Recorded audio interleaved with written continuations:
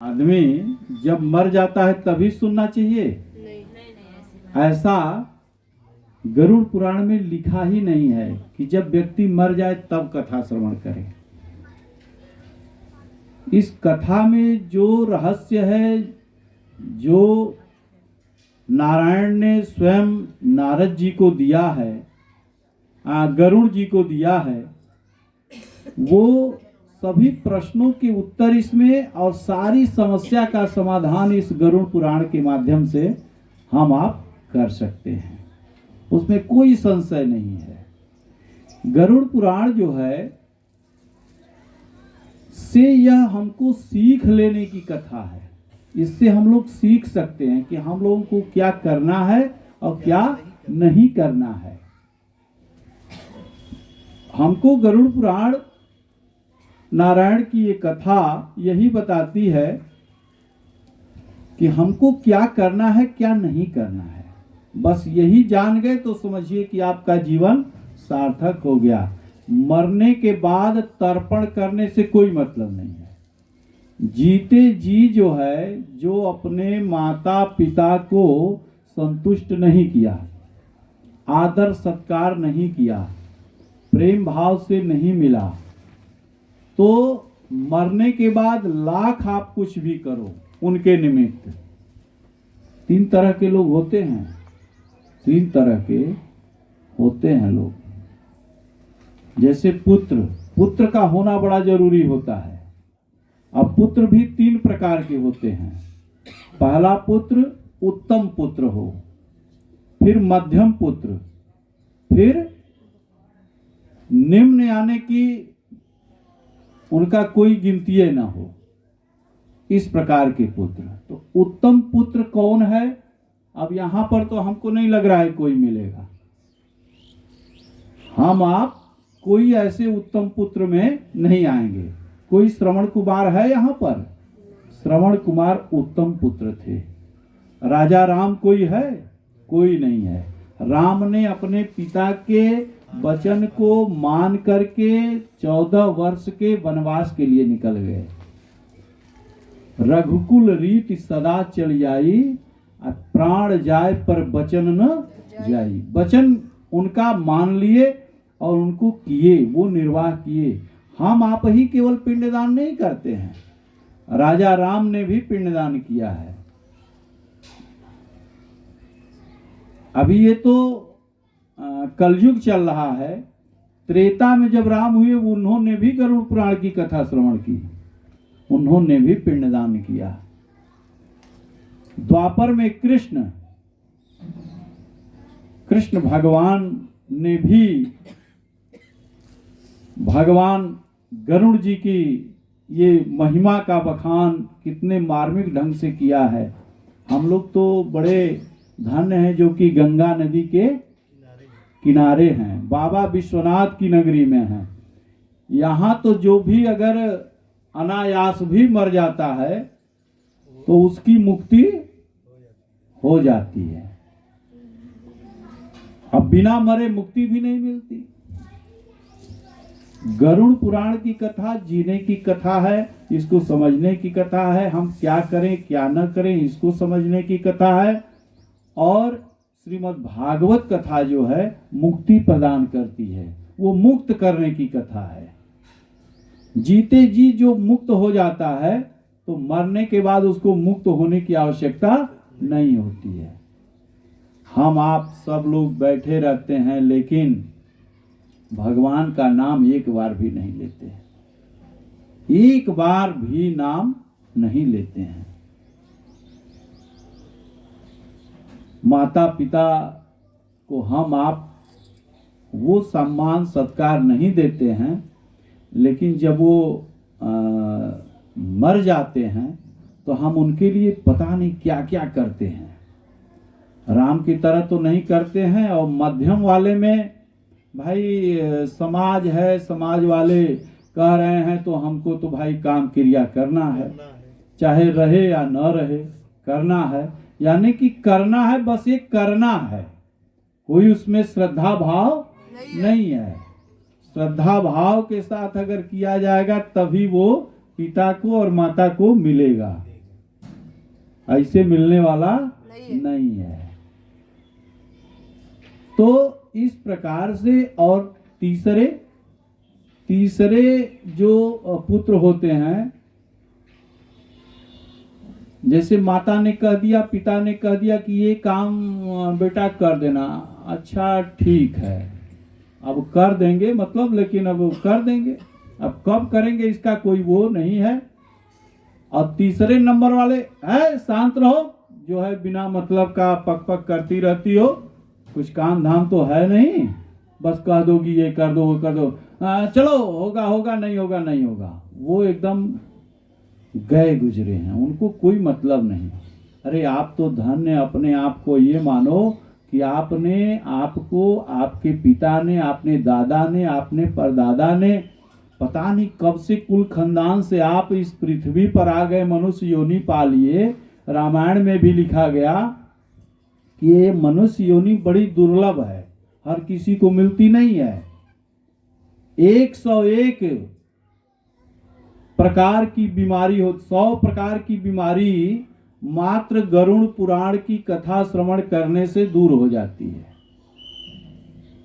सारे दुख रोग सब दूर हो जाएंगे, मंत्र से, तंत्र से, जप से, पूजा से, पाठ से, हवन से, यज्ञ से, जैसे भी आप 100 प्रकार के अपने शरीर के निवारण के लिए आप ये काम करेंगे तो हो जाता है। 1% एक जो है 101 लास्ट वाला, वो काल है।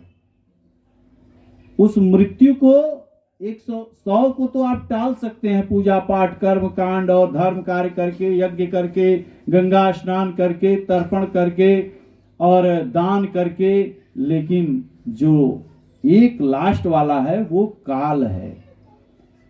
उसमें न दवा काम करती है न दुआ काम करती है, उसमें कुछ भी काम नहीं करता। उसमें तो बस यही होता है कि भैया अब आपको जाना पड़ेगा, जाना पड़ेगा शमशान, जाना ही पड़ेगा।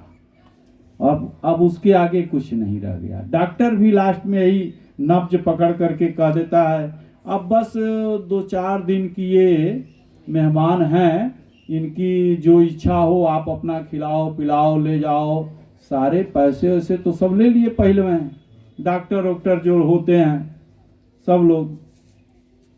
कितने तो ऐसे भी डॉक्टर हैं जो कि आईसीयू में भर्ती करके और मशीन के माध्यम से पंपिंग कर करके आपसे पैसा चूसते रहेंगे। जहां उसको निकालो नाक में का ऑक्सीजन, पता लगल वो 3 दिन पहले से ही जा चुके हैं, फालतू पैसा जा रहा है 25,000 30,000 रोज। तो एक सीमा है उसकी भी, उसके आगे किसी की नहीं चलती। इसलिए भगवान का ये जो 101 लास्ट वाला जो है, इसके आगे किसी की नहीं चलती। वो तो अंत आ गया, वो ध्रुव है, वो मृत्यु सत्य है। जो इस पृथ्वी पर आया है उसको मरना ही पड़ेगा, बिना मरे मुक्ति मिलने वाली नहीं है। और दूसरी चीज, कीट फतिंगे जितने होते हैं 84 लाख योनियों में, 84 लाख योनियां होती हैं, एक दो नहीं 84 लाख। और उस 84 लाख योनियों में कीट फतंगे तो तुरंत मरते हैं, तुरंत दूसरा जन्म प्राप्त कर लेते हैं। लेकिन मनुष्य ही एक ऐसा प्राणी है जो लेट में पैदा भी होता है और मरने भी लगता है। तो इतना कष्ट होता है, वो कष्ट जैसे जो डॉक्टर होते हैं, जो नर्स होते हैं, उनके पास जब वो रोगी होता है और वो देखते हैं कैसे तड़प करके मर रहा है, कितने कितने लोग तो यहां तक होता है कि मल मूत्र तक कर देते हैं। 10 द्वार बताया गया है निकलने का प्राण का, कहीं न कहीं से तो प्राण निकलेगा ही। जो ऋषि मुनि होते हैं उनके प्राण जो है ऊपर मस्तक से निकलते हैं, बाकी तो जितने भी हैं उस हिसाब से उनको अधोगति, जो भी गति उनकी है, सब यही भोग करके ही चले जाते हैं। तो भगवान से तो हम आपको यही मनाना चाहिए कि प्रभु अगर प्राण हम लोगों का निकले तो चट से अपना हम चले जाएं, किसी से सेवा कराने की आवश्यकता न पड़े, किसी से कुछ कहने की आवश्यकता न पड़े। बच्चे जो पुत्र होता है, पुत्र तो अपने पिता की संपत्ति के लिए पैदा होता है, समझिए, और कोई मतलबे नहीं है। ऐसे ऐसे पुत्र हैं भाई, कब मरेंगे कि कब इनकी संपत्ति हम लें और अपने हिसाब से जिए खाए रहें। पढ़ लिख करके सभी लोग विदेश जाकर के कमाते हैं। अरे आप काम वो करो ना जहां के माता पिता भी जाकर के आपके साथ रह सकें, ऐसा काम करो। ऐसा काम करने से कोई फायदा नहीं है। जिसने जन्म दिया, जिसने आपको इस संसार में लाया, उसको धन्यवाद नहीं दिए। परमात्मा ने इतना बढ़िया सुंदर काया शरीर दिया, एक बार भी हम आप नहीं कहते हैं कि भगवान बड़ी कृपा है आपकी। कितने तो गर्भ में ही मर जाते हैं, वो तो संसार भी नहीं देख पाते। जो संसार देख रहा है उसको तो इतना मोह में फंसा हुआ है, इतना अहंकार में फंसा हुआ है कि वो किसी और को समझता ही नहीं। जब बच्चा होता है तो परमात्मा ही तो रक्षा करते हैं, गर्भ में कौन। जैसे एक ने प्रश्न किया था एक कथा में हमसे कि गुरुजी क्या भगवान का नाम लेने से भोजन मिल जाएगा? नहीं। हाँ, ये बात तो सही है कि नहीं मिलेगा। तो ये बताओ कि जब तुम गर्भ में थे तो तुम्हारे पिताजी मुहवा में डाल रहे थे पेटवा में भोजन? नहीं। कौन डाल रहा था? भगवान डाल रहे थे। कौन डाल रहा था? परमात्मा ही तो डाल रहा था। तो भगवान का नाम लेने से क्या भोजन नहीं मिलेगा? आप भोजन बनाते हो, आप करते हो, ये आपका भ्रम है। आप रहेंगे तब भी ये सृष्टि रहेगी, नहीं रहेंगे तब भी रहेगी। आप हैं तो भी लड़के हैं, नहीं रहेंगे तो भी लड़के रहेंगे। फिर उनकी शादी होगी, फिर उनके बच्चों की शादी होगी, फिर उनकी वही दशा होगी जो दशा आपके साथ किए रहेंगे। उसमें कोई संशय नहीं है, इधर उधर की बात नहीं है। इसलिए बड़ा सोच समझ करके कदम उठाइए। और गरुड़ पुराण तो बताती है कि क्या क्या है। अभी तो हम एक श्लोक भी नहीं पढ़े, बस केवल यही बता रहे हैं भाई। कथा तो आदमी जब सुनता है, देखिए कथा पढ़ करके बता देना अलग चीज है। बता देंगे इसमें क्या लिखा है, वो सब तो परमात्मा की कृपा से हमको भी थोड़ा कुछ पता है। परमात्मा ही बुलवाते हैं, जो कहवाते हैं वो मैं कहता हूं। आप भी वही कहते हैं जो परमात्मा कहता है। कहते हैं कि मैं नहीं, मेरा नहीं, यह तन किसी का है दिया। मैं नहीं, मेरा नहीं, यह तन किसी का है दिया। ये परमात्मा का ही दिया हुआ है। हम आप केवल बस यही सोचते हैं कि हमने ये किया, हमने ये पाया। कि मैं नहीं, मेरा नहीं, यह किसी का है दिया। जो भी अपने पास है वह धन किसी का है दिया। जो भी अपने पास है वह धन किसी का है दिया। मैं नहीं, ये मैं हूं, मैं नहीं, मैं परमात्मा। जब तक से इसमें ये शिव है, शिव शिव माने कि ई की मात्रा हट गई, शिव सौ हो गए हम। जब तक से उनकी आत्मशक्ति परमात्मा जब तक हमारे अंदर है, तब तक हम हंस रहे हैं, बोल रहे हैं, चल रहे हैं, सुन रहे हैं, सब कर रहे हैं। जिस दिन वो चले जाते हैं उस दिन काम खत्म हो जाता है। तुम मैं नहीं, मेरा नहीं, यह तन किसी का है दिया। बोलिए, मैं नहीं, मेरा नहीं, यह तन किसी का है दिया। जो भी अपने पास है वह धन किसी का है दिया।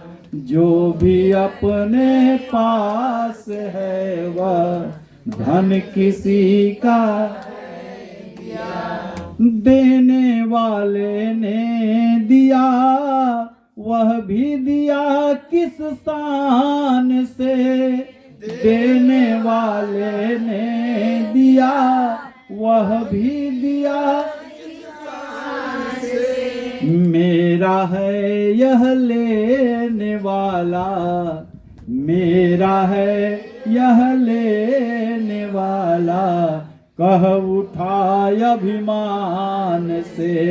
मेरा है यह लेने वाला, कह उठाय अभिमान से। लेकिन मैं नहीं, मेरा नहीं, यह मन किसी का है दिया। मैं नहीं, मेरा नहीं, यह मन किसी का। हम लोगों का मन बड़ा चंचल है। अब वहीं यहाँ है, कुछ लोगों का मन यहाँ होगा, कुछ लोगों का मन अपने घर में होगा।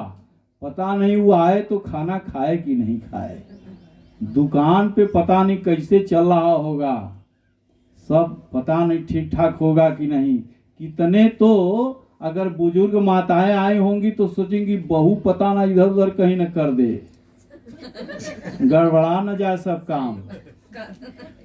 ये भी हो जाता है भाई, अनेक प्रकार की। लेकिन समस्या यही है कि विश्वास, श्रद्धा और विश्वास जब तक नहीं होगा यहाँ कुछ होने वाला नहीं है। जीवन नैया तभी चलती है जब विश्वास होता है। अब जिस लड़की को आप दूसरे के घर से लाए हो, उस पर विश्वास नहीं कर रहे हो, वो आपके कुल के खानदान के लिए एक जो है पुत्र रत्न दे रही है, फिर भी विश्वास नहीं है। अरे विश्वास तो करो। सबसे पहले हम तो यही कहते हैं कि विवाह करे अगर व्यक्ति, तो विवाह करने के बाद मुंह दिखाई होती है ना, मुंह दिखाई होती है। मुंह दिखाई में लोग रुपया पैसा और घड़ी अंगूठी सिकड़ी पायल बिछिया हार कंगन क्या क्या देते हैं। लेकिन हमारे समझ से वो सब मत दीजिए। जब बहू आए तो सास पहले मुंह देखती है ना। मैं गलत कह रहा हूँ, हुंकारी भर दिया करिए आप लोग। तो सास पहले जब मुख देखे तो अपने पतोह को जो घर की ताली कुंजी चाबी जो होता है वो पहले दे दे। लो भैया, हम इतना दिन तक चाबी लेकर के खूब चाभ लिए, अब तुम चाबी लेकर के चाबो, अपना देखो अपना करो। जिस दिन ये हो जाए ना, जैसे चोर को ही अगर रखवाली के लिए रख दिया जाए, उस घर में कभी चोरी नहीं हो सकती है, हो ही नहीं सकती, ये गारंटी मैं दे रहा हूं। लेकिन ऐसा कोई करता नहीं है, नहीं करता है तो दाहिने बाएं से तो निकलवे करेगी, नहीं निकालेगी तो कहां जाएगी? पति के पॉकेट में से निकालेगी, कहीं कहीं से निकालेगी, लेकिन निकालेगी। तो इसलिए जो मिला है वो हमेशा पास रह सकता नहीं, जो मिला है वो हमेशा पास रह सकता नहीं। कब बिछुड़ जाए ये कोई, कब बिछुड़ जाए ये कोई, राज जान सकता नहीं। अभी हम हैं, बोल रहे हैं, 2 मिनट बाद हम बोल पाएंगे कि नहीं, इसकी कोई गारंटी नहीं है। पता लगा कि फलाने गए, अब वहीं खा पी करके सोए और सोए ही रह गए। ऐसा कई घटनाएं हमने श्रवण किया है, देखा है।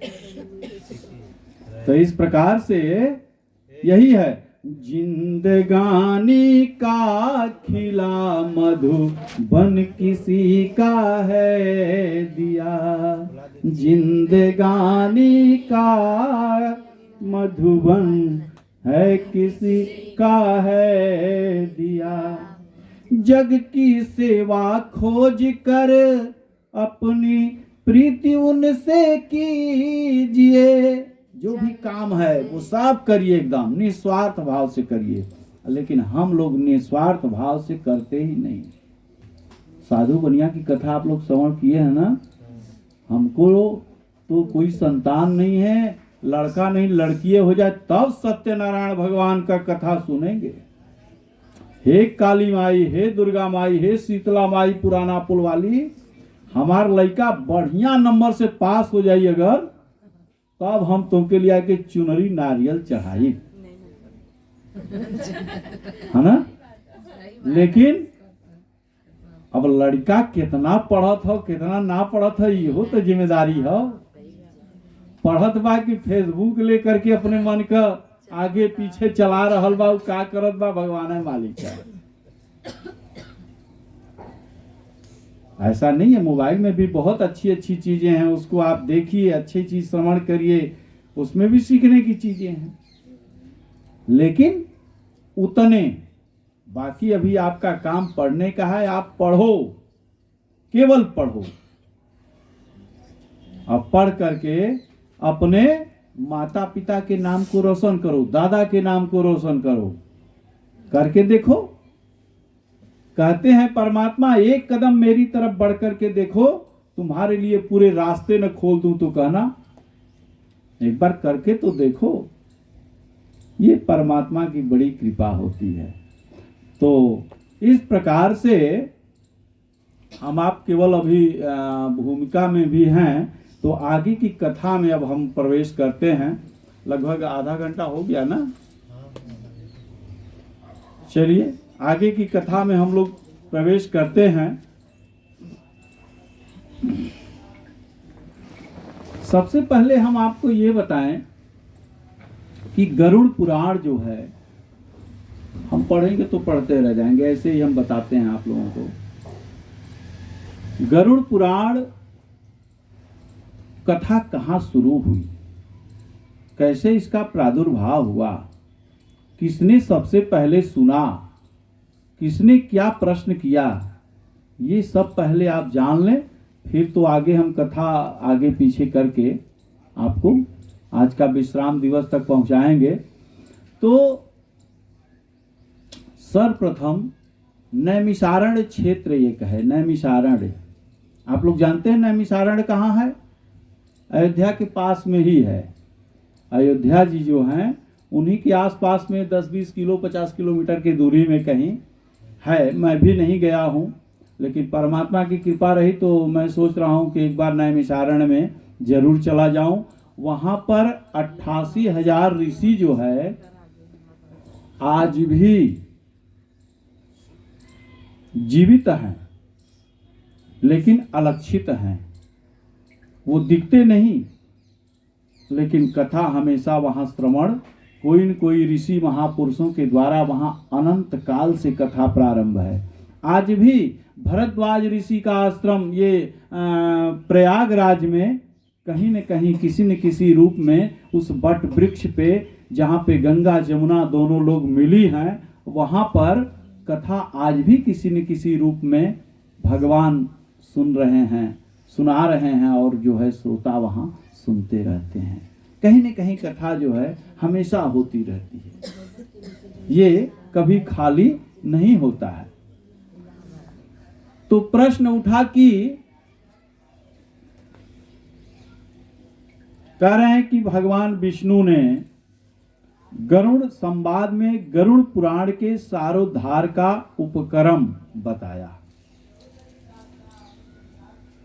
एक बार गरुड़ जी को संशय हो गया, भ्रम हो गया।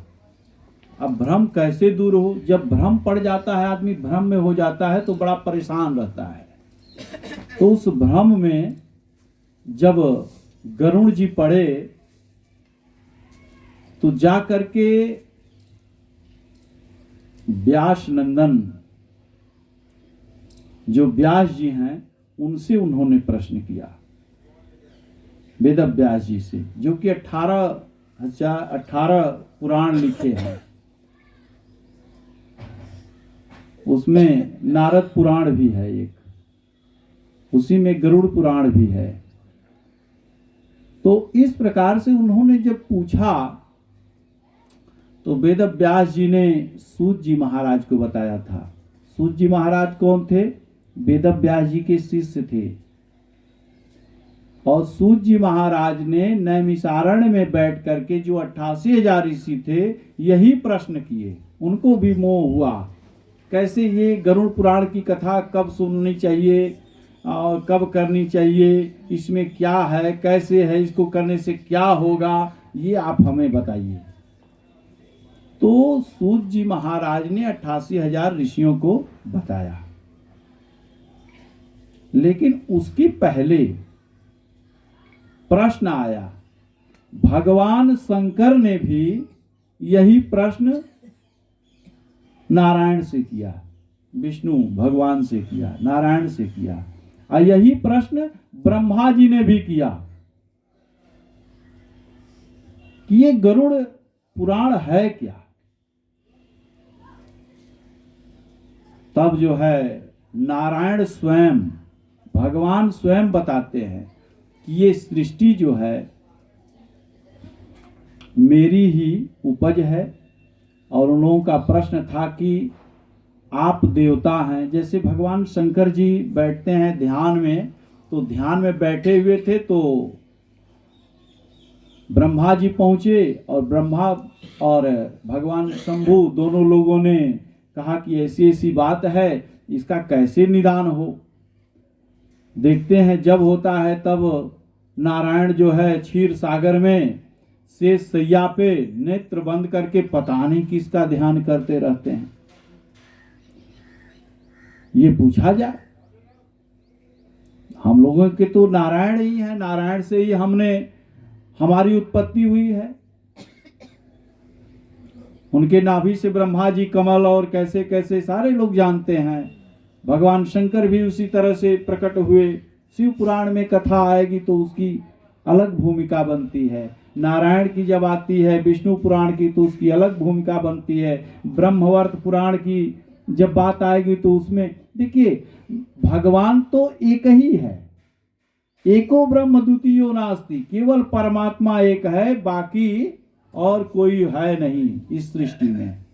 अच्छा आप लोग ये बताएं, आप लोग पुरुष हैं कि स्त्री? पुरुष स्त्री दोनों हैं। हाँ, पुरुष स्त्री दोनों हैं। आप हम माने जो भी है, हम आप जो है, अगर मान लीजिए आपसे कहा जाए कि आप पुरुष हैं तो आप क्या उत्तर देंगे? हाँ। पुरुष हैं। और आपसे कहा जाएगा कि आप पुरुष हैं कि स्त्री, तो आप क्या कहेंगे? स्त्री हैं।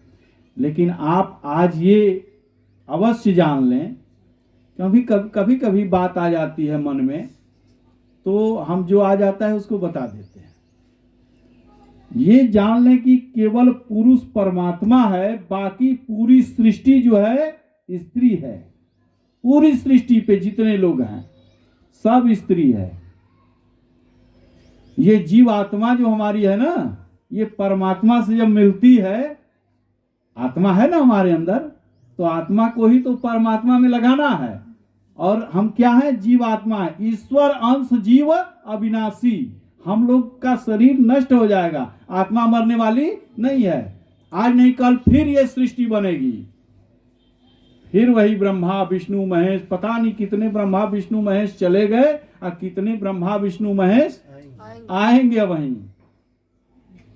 कई बार काशी का उलट पलट हुआ, कब हुआ, कैसे हुआ, ये सब बड़ी गूढ़ चीजें हैं। पूरा ये कहते हैं ना कि शांताकारं भुजगशयनं पद्मनाभं सुरेशं विश्वाधारं गगन सदृशं मेघवर्णं शुभांगं लक्ष्मीकांतं कमलनयनं योग विद्या निगम्यं वंदे विष्णु भय भयहरणं सर्वलोकैकनाथं।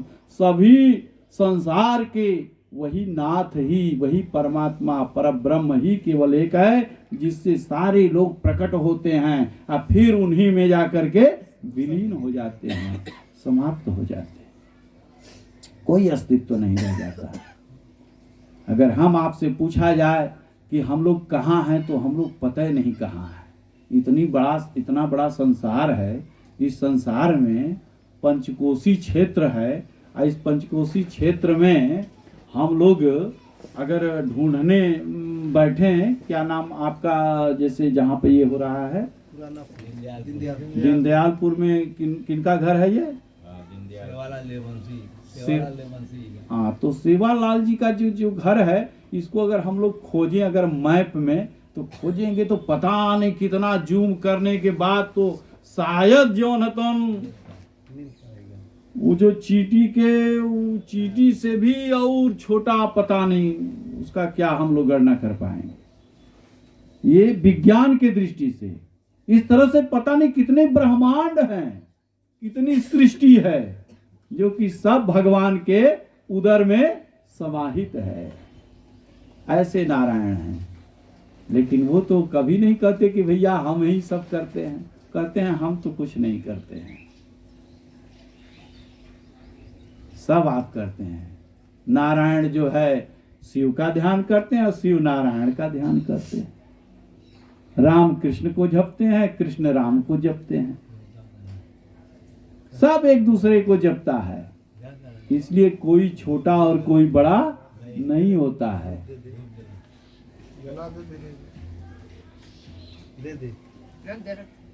रख देवल का। तो इस प्रकार से हमारे नारायण ने जब प्रश्न किया, तो नारायण जी को उन्होंने बताया कि मेरे में ही सृष्टि लय होती है, मेरे से ही सब बनता है, मेरे में ही सब लीन हो जाता है। जैसे अर्जुन को भी उन्होंने गीता में उपदेश दिया था, जो कह रहे हो कि हम अपने भाइयों को कैसे मारें, क्या करें। अर्जुन को जब दे रहे थे जब ज्ञान, तो उन्होंने बड़ा समझाया, बेकार की चिंता कर रहे हैं। हम कह रहे हैं हिरण्यकश्यपु जो था, देखिए भगवान को दो प्रकार से भजा जा सकता है, या तो मित्र बना करके या तो शत्रु बना करके। तो मित्र बना करके जो भजता है बड़ा कष्ट में रहता है। सुदामा जी को ले लीजिए,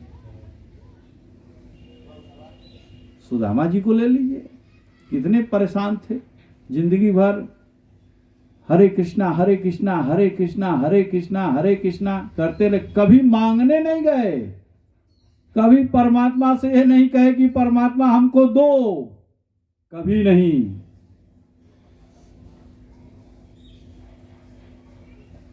एक बार दुर्वासा ऋषि गए, देखिए कथा जो है यही सब है। कथा में हम कथा कहते हैं तो कथा बढ़ जाती है। दुर्वासा ऋषि पहुंचे थे संदीपनी ऋषि के आश्रम में। उसी समय गुरु माता ने पानी कई दिन से पड़ा था, बच्चे जो है भिक्षा मांगने नहीं गए थे कहीं, तो उनके रसोई घर में कुछ भी था नहीं, केवल चना था थोड़ा सा। और उस चना को बोले कि लकड़ी लेकर के बच्चे आ जाएं, कुछ पढ़ने गए हैं, आ जाते हैं तो फिर उनको हम बोल देंगे कि लकड़ी उकड़ी कहीं से ले आओ, तो कुछ बनेगा, इसी में अपना चलेगा काम। तो वो कृष्ण और सुदामा को देने के लिए चना जो था वो रखी हुई थी पोटली में बांध करके। कृष्ण नहीं थे उस समय, सुदामा थे। बोले कि सुदामा कहाँ है, वो कृष्ण कहाँ है, कन्हैया कहाँ है? बोले वो तो कहीं कोई काम से गैया वैया को धो रहे हैं, आ जाए तो माँ हम जो है हम दोनों लोग जाएंगे, लकड़ी लेकर के चले आएंगे, क्योंकि हाँ हम समझ रहे हैं तुम साथ जाओगे, मानोगे नहीं, बिना उनके तुम्हारा चलता नहीं है, तो इसलिए वेट कर रहे थे कि आ जाए तो हम चलेंगे। उसी समय दुर्वासा ऋषि आए और उन्होंने कहा कि हमें भिक्षा दो, हमें बहुत भूख लगी हुई है। और गुरु माता ने कह दिया कि क्षमा करें, इस समय हमारे रसोई में कुछ भी है नहीं जिससे कि मैं दे सकूं। और उसी समय कृष्ण जब आ गए, सुदामा जब सुदामा को दी और कहीं कि ये लो और जा करके तुम दोनों लोग रास्ते में खा लेना, तो उसी समय जब सुदामा को वो दे रही थी तो दुर्वासा ऋषि देख गए, अपनी आत्मदृष्टि कहे कि तुम झूठ बोल रही हो, तुम्हारे घर में चना था और तुम जो है कह रही हो मेरे घर में कुछ भी नहीं है, 2 दाना उसमें से हमको भी दे दी होती। कितनी तपस्वी ऋषि की जो है पत्नी होकर के ऐसा कर रही हो हमारे साथ। जाओ, मैं ये श्राप देता हूं कि इस चना को जो खाएगा वो गरीब हो जाएगा, निर्धन हो जाएगा। अब वो श्राप जो है सुदामा ने सुन लिया था कि ऐसा कहा है, इसलिए लोग कहते हैं कि वो चोरी से चना खा गए। ऐसी बात नहीं थी, वो केवल कन्हैया को कि मेरा कन्हैया मेरा मित्र गरीब न होने पाए, इसलिए उन्होंने ऐसा किया, पूरे चना को अकेले खा गए। और पूछने पर क्या खा रहे हो? कुछ नहीं, मेरा तो दांत बज रहा है, बहुत ठंडी है ना भैया, इसलिए मेरे दांत बज रहे हैं कि मेरा मित्र गरीब ना हो, मैं गरीब हो जाऊं तो हो जाऊं। ये मित्रता होती है, ये मित्रता होती है। इसके कारण जो है वो जीवन पर्यंत गरीब रहे, क्योंकि चना तो खा लिए थे, अब मांगने कभी नहीं गए। लेकिन कृष्ण को, कन्हैया को, द्वारिकाधीश को भी नहीं रहा गया कि मेरा ऐसा मित्र जो आज तक मुझसे मांगने नहीं आया। दुर्वासा की जो भी श्राप है वो श्राप जाए, जहां जो जाए सो जाए, अब मुझसे बर्दाश्त होने वाला नहीं है। उन्होंने हृदय में क्या सुशीला नहीं जानती थी क्या कि इनका विवाह जो है हुआ है और इनके मित्र सुदामा हैं, अरे कृष्ण हैं और द्वारिकाधीश है, क्या उनको नहीं पता था? उस दिन पता चला लास्ट में कि जो है, जो सीरियल में हम लोग देखते हैं, पता नहीं कितना बुजुर्ग हो गए थे, अब पता नहीं चला कि आपके मित्र कौन है और कौन क्या है। लेकिन ये सब पता था। उस समय भगवान ने उनके हृदय में आकर के कहा कि अरे अब तो भेजो, अब तो भेजो उसको, अब मुझसे नहीं रहा जाएगा। एक अन्न का दाना रह गया था, उसको भी उन्होंने 3 भाग किया। एक भाग अपनी पत्नी को दिया, पत्नी ने अपने बच्चों को उसी में से दे करके जल पी करके रही, और एक भाग नारायण को उन्होंने अर्पित किया।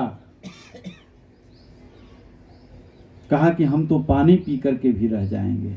ऐसे हमारे सुदामा थे, और उनके उस एक अन्न के कण के बदले में उन्होंने 2 लोक दे दिया। 1 मुट्ठी खाए 1 लोक दीना, 2 मुट्ठी खाए 2 लोक दीना। तीसरे में रुक्मिणी ने हाथ लिया थामा, आए थे श्याम सुंदर से मिलने सुदामा। कहे सब आप ही खा जाएंगे, अर्थात इशारे में बात हो गई कि अब कंगाल होके अब आप सुदामा बनेंगे। हाथ पकड़ लिए, तब जाकर के बचा। लेकिन लक्ष्मी से उन्होंने कहा मैं दूसरा तो खाऊंगा, क्योंकि आपको अर्पित किए थे उनकी पत्नी ने आधा कण, वो तो उसका तो करना पड़ेगा पूरा। इसलिए उनको वैभव धन संपत्ति सब मिला, द्वारिकापुरी की तरह पूरा एकदम महल बन गया, सब जानते हैं। तो इस प्रकार से भगवान कब कृपा किसके ऊपर कर दें ये कहा नहीं जा सकता। इसी प्रकार से जब पूछे, अब गरुड़ जी से पूछते हैं और गरुड़ जी को बताते हैं स्वयं नारायण कि देखिए आप कश्यप ऋषि के संतान हैं, कश्यप ऋषि के संतान हैं, और गरुड़ जी की माता का नाम था विनीता। विनीता नाम था ना बाबू? हाँ, विनीता। और दूसरी पत्नी का नाम था कद्रू। हाँ, कथा सुनते रहते हो, तुमको भी याद होनी चाहिए। तो विनीता के पुत्र थे गरुण जी, और उन्हीं की दूसरी जो बहन थी कद्रू थी, वो दोनों जो है एक नाग कन्या बनी, एक नाग कन्या थी। और ये जो थी ऋषि की पत्नी थी, तो इनसे गरुण जी उत्पन्न हुए तपस्या से। और अरुण जी, दो भाई, अरुण और गरुण। अरुण कौन है? अरुण यानी सूर्य के जो रथ को चलाते हैं वो अरुण है, जो लालिमा लिए हुए आते हैं। सर्वप्रथम सूर्य के रथ को चलाते हैं अरुण, अरुणोदय कहते हैं उनको। सुबह सुबह का एकदम लालिमा जब होता है तो वो अरुण का दर्शन होता है। बोले अरुण का पहले दर्शन होगा, तो अरुण का दर्शन होता है, बाद में सूर्य का दर्शन होता है। तो इस प्रकार से उन्होंने, दोनों बहनों ने एक वो रख लिया जलन के मारे। जलन होती है, दो बहन की शादी जिस घर में हो जाए ना तो कल्याण है। बहुत कम में जो है होता है जो कि सही समझौता करके सब रह लें, नहीं तो अखंड मंडलाकारम। और दोनों में पट्टी नहीं थी, वो राक्षसी कुल की थी। कद्रू जो थी उसका विचार गंदा था। उसके जितने नाग थे, नाग में भी ये शेष नाग भी उन्हीं के पुत्र हैं। कालिया उन्हीं का पुत्र है कद्रू का, तक्षक उन्हीं का पुत्र है। और बाकी नाग जो रहे छोटे छोटे कितने सब सर्प जीव हैं काले काले, ये सब जो है जब सूर्य जब चल रहे थे तो उनके घोड़े, जो 7 घोड़े थे, उन 7 घोड़ों में जो सफेद एकदम घोड़ा था, और उनकी पूंछ जो थी, पूंछ, वो बोले कि ये बताओ कि ये जो जा रहे हैं इस घोड़े की, सूर्य के घोड़े की पूंछ किस कलर की है? तो भाई उसने कहा कि अरे ये तो देखने में ही दूर से ही दिख रहा है कि जो है सफेद है। कहे चलो बाजी लगाते हैं, तुम ठीक से देख नहीं पा रही हो, दूर से देख रही हो, सही दिख नहीं पा रहा है तुमको। अपने पुत्रों को कही कि जा करके काले काले जितने हो सब जा करके उसकी पूंछ में चिपक जाओ। तो शेषनाग ने कहा मैं नहीं जाऊंगा, मुझे नहीं जाना है।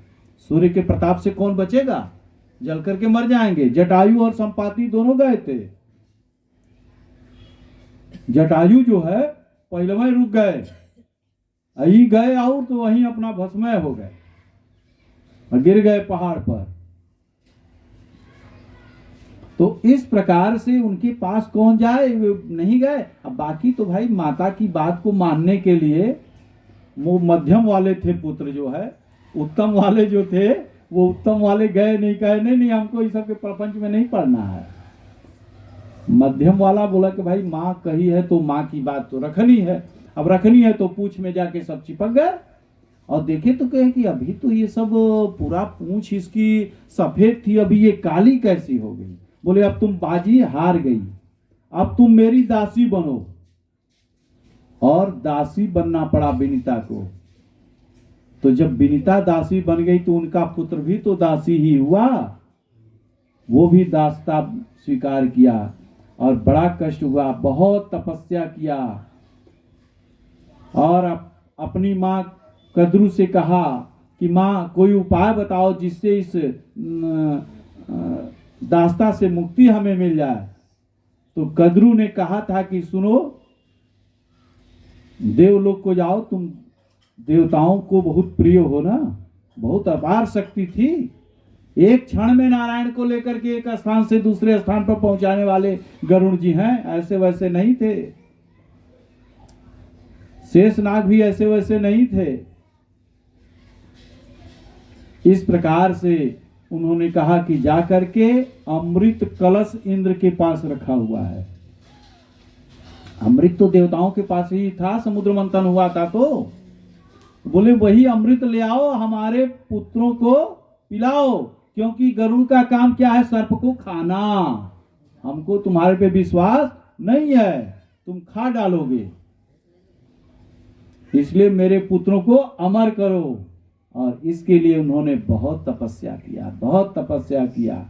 कैसे कैसे कैसे कैसे पहुंच करके वहां पास पहुंचना तो बहुत दूर की बात थी। इतना तपस्या करके कैसे कैसे तो वो अमृत लेकर के आए। उस अमृत को भी भगवान ने किसी न किसी माध्यम से गिराया, तोड़ फोड़ दिया। कुछ जो बच गए उनके मुंह में चला गया, चाट उठ लिए थोड़ा बहुत, वो आज भी जीवित हैं। और इतने उन्हीं से पता नहीं कितनी प्रजातियां वहीं भी जीवित है, नाग की, सर्प की। तो ये गरुड़ भगवान है, ये गरुड़ पुराण है। गरुड़ भगवान को, गरुड़ को इतना आशीर्वाद, बोले आशीर्वाद आप मांगो, वरदान मांगो, क्या चाहते हो? बोले मैं बस यही दासता से मुक्ति और मैं आपके पास रहना चाहता हूँ। हमें आप अपना दास बना लीजिए, लेकिन इस दासता से मुक्ति दे दीजिए। भगवान ने उनको अपनाया, उनको अपना वाहन बनाया। तो इनका भ्रम दूर हुआ। और इसके बाद फिर पूछते हैं, ऋषिर्वाचः एकदा मुनयः सर्वे प्रातहूतज्ञानयः सत्कृतः सूतमासीनं प्रप्रच्छोरेदमादरातः। ऋषिर्वाच कथितो भवता सम्यङ्गदेवमार्गं सुखदम् इदानीं सोमिच्छामि यन्मार्गः प्रयप्रदः तथा संसार दुखानि तत्क्लेशान साधनः एस्तमुसान क्लेशान यदा द्वयुक्त महर्षि। कहते हैं सूत जी महाराज, आपने सुख देने वाले देव मार्ग का सम्यक निरूपण कीजिए। हमें बताइए कि जब यह जीव, जब यह शरीर छोड़ करके जाता है, जब मर जाता है व्यक्ति, तो उसके लिए कौन सा मार्ग, कैसे वो जाता है, क्या होता है उसके साथ, इसके बारे में बताइए। तब बताते हैं कि बड़ा दुर्गम रास्ता होता है। मनुष्य का जब शरीर, ये 10 दिन 9 दिन की कथा होती है, कम से कम 9 दिन, उससे भी कम तो 7 दिन, उससे भी कम तो 5 दिन, उससे भी कम तो 3 दिन तो कथा हो ही जाए। तो हम लोग 5 दिन के लिए बैठे हुए हैं। तो 5 दिन में मैं प्रयास करूंगा कि कथा थोड़े थोड़े बताते हुए आगे बढ़ेंगे हम लोग। तो बताते हैं कि बड़ा दुर्गम पथ होता है। यमराज के पास जब जीव जाता है, इसीलिए जल्दी मुक्ति नहीं मिलती है मनुष्य को। कीट फतिंगे तो तुरंत मरे, मच्छर मरा दूसरा जन्म, मक्खी मरी दूसरा जन्म, उसको वेट करने के, उसका कोई रजिस्टर में एंट्री है नहीं। जीव जंतुओं की कोई एंट्री नहीं है। तत्काल मरे, तत्काल गए दूसरे रूप में। प्रकट 84 लाख योनि भ्रमण करना है, उसको घूमने के बाद तो हम लोग मनुष्य योनि पाए हैं। तो हम लोगों का बड़ा हिसाब किताब रखा जाता है। हाँ, यमराज पूरा लिख करके रखे रहते हैं, चित्रगुप्त के माध्यम से पूरा रजिस्टर खुलता है। आप क्या किए क्या नहीं किए सब अभी बैठ करके जो जो कथा श्रवण कर रहा है, ये सब वहां लिखित हो रहा है। कौन सुन रहा है, कौन नहीं सुन रहा है, बोलिए राधे राधे, जोर से बोलिए राधे राधे। इसलिए राधे राधे बोलवाए हैं कि दादी सो गई थी हमें, और वहां लिखा गया है कि ये थोड़ा देर सोई थी, इसलिए जगाना बड़ा जरूरी है। क्योंकि कथा जब होती है ना तो नींद गजब आता है। जिसको नींद नहीं आती है तो वो दवा खाता है नींद की, पता नहीं कौन कौन दवा माँ डॉक्टर लिख देते हैं, खा के सोता है फिर भी नहीं नींद आती है, रात भर टुकुर टुकुर तकते रह जाता है। लेकिन कथा में बैठ जाए तो हा क्या बात है, आनंद आ गया। और ऊपर से कहीं अगर दीवार वार का सहारा मिल गया तो और बढ़िया। हाँ, एकदम आराम रहेगा। तो इस प्रकार से खूब नींद आती है। इसलिए अगल बगल में भाई लोग सोने ना पाए, इसलिए जगाना बड़ा जरूरी होता है। तो दुर्गम पथ मिलता है और वही यमराज देखते हैं। एक बार मैं आपको बताऊं, यमराज यमपुरी में कितना बज रहा है बाबू? 3:15। कब बैठे थे हम? 1 घंटा हो गया ना, 2 बजे से बैठे हैं ना? हाँ, 2 बजे से 4 हो गया, 2 बजे से 3:13 हो रहा है। हाँ चलिए ठीक है। 1-1.5 घंटा और समय आप लोगों का लेंगे। तो यमपुरी में यमराज ने रजिस्टर खोला और वहां पर सबकी लेखनी लिखी हुई थी। कर्ण भी पहुंचे थे। कर्ण ने बहुत दान दिया था। कर्ण के बारे में सब लोग जानते हैं कि नहीं? कर्ण को जानते हो बाबू? हाँ, इतना नहीं जानते, कोई जानते हैं। तनी मनी थोड़ा बहुत। वाह, नहीं पढ़ा करो, जाना करो। दादा के बारे में जानते हो अपने? हाँ, दादा के दादा को नहीं। पूछा करो पिताजी से अपने, तभी न तर्पण करोगे, पिंडदान करोगे। ये सब जानकारी रखना बहुत जरूरी होता है। बच्चों को कथा में, पूजन में जरूर बैठाना चाहिए। पूजा तो रोज करवाना चाहिए बच्चों से अपने घर में। यहाँ मम्मी 10 बजे सुतर रही हैं तो कहाँ से पूजा होगा? हाँ, कितनी औरतें बड़ा गजब का सोती हैं भाई। कुंभकर्ण वाली नींद उसी समय आती है, सुबह भोर भोर में 4 बजे के बाद। अब उस समय कोई डिस्टर्ब ना करे तो बढ़िया है, लेकिन उसी समय सास चिल्लाने लगेंगी, बहू जागो, क्या कर रही हो? अरे सुबह हो गया भाई। अरे अभी तो 3:30 बज रहा है।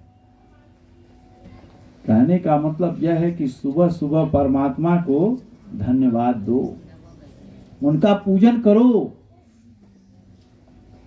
जब भगवान का पूजन नहीं करेंगे तो भगवान आपका पूजा करेंगे?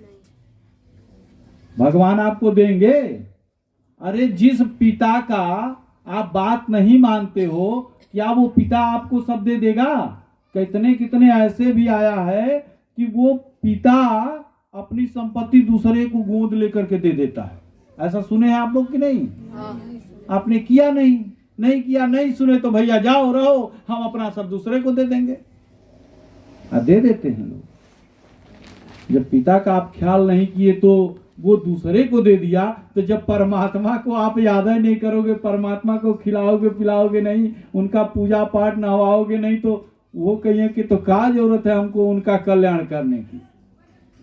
करें अपना अपने से। तो इस प्रकार से बड़ी कृपा है। और कहते हैं कि भगवान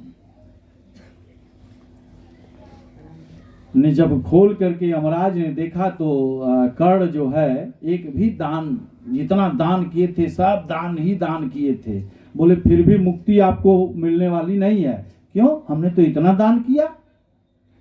गरुड़ पुराण में तो ऐसा वर्णन आया कि जितने दान जो करे उसकी मुक्ति बन जाती है। बोले हाँ, मुक्ति तो बन जाती है। आपने गुरु को कभी दान नहीं किया, गुरु को दान नहीं किया। दूसरी चीज, देवता को दान नहीं किया। तो पिता की बात, पिता हाँ, देवता गुरु को दान किया और देवता को दान किया, लेकिन पिता का तो कोई दान है पुण्य नहीं किया पिता के लिए। बोले हमको खुदे पता नहीं कि हम किसके संतान हैं, किसके क्या है, तो हम क्या दान करेंगे, क्या तर्पण करेंगे, क्या कैसे करेंगे? ये ऋण होता है, पितृ ऋण होता है। पितृ ऋण से मुक्ति पाना है तो तर्पण करना पड़ेगा, पिंडदान करना पड़ेगा। एक एक दिन के पिंड से ये पूरा शरीर बनता है।